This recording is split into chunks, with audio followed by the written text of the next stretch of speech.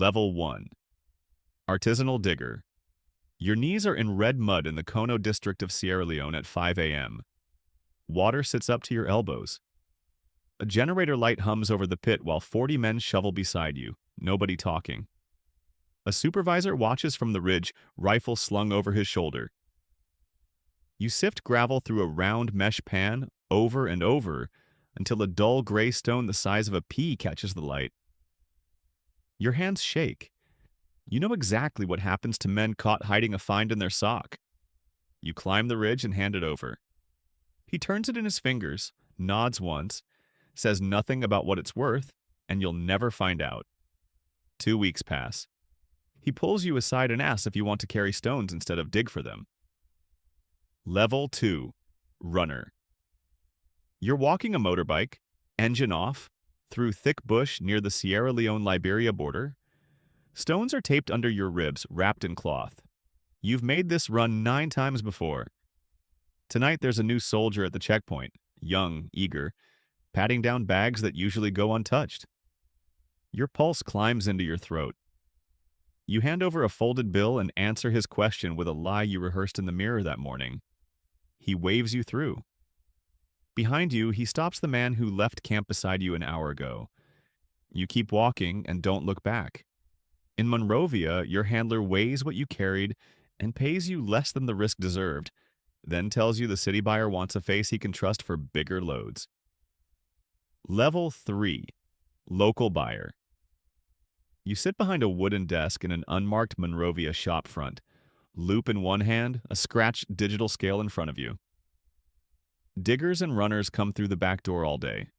No receipts, no paperwork the state will ever see. A young digger sets down a stone worth 10 times what you're about to offer, and you lowball him anyway. He argues. You remind him quietly there's nowhere else in town that pays more. He takes the cash and leaves angry. That night a man flashes a badge that could be real or bought and asks why your numbers don't match. You slide an envelope across the desk. He pockets it without counting and walks out. Your supplier calls the next morning wanting you to move product straight to the exporter, skipping the local paperwork entirely. Level 4. Exporter. Your Monrovia office has a real license now, a Kimberley Process account number, a safe bolted to the concrete floor.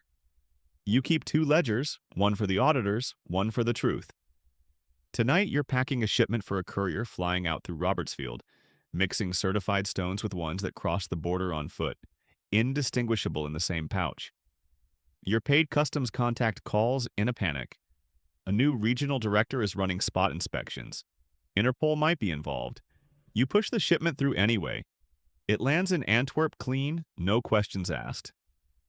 3 days later, your contact stops answering his phone, and you understand your name was probably the first thing said out loud. Level 5. International Courier. You're in an Antwerp hotel bathroom, taping a false-bottomed pouch inside your waistband, 4 blocks from the Diamond District. This load alone is worth more than your last 5 runs combined. At Zaventem Airport, a security officer pulls you aside for routine screening. You stand still while the wand passes over your body, sweat cooling on your neck, thinking only about the tape. It holds. You clear. In the Dubai Free Zone, your contact wires the payment without asking a single question about where the stones came from, because in that building, questions are bad for business. Your handler back in Antwerp tells you the network wants you off the ground now. Too many runs, too many faces remembered at too many gates. He offers you a route instead of a bag. Level 6. Network Controller.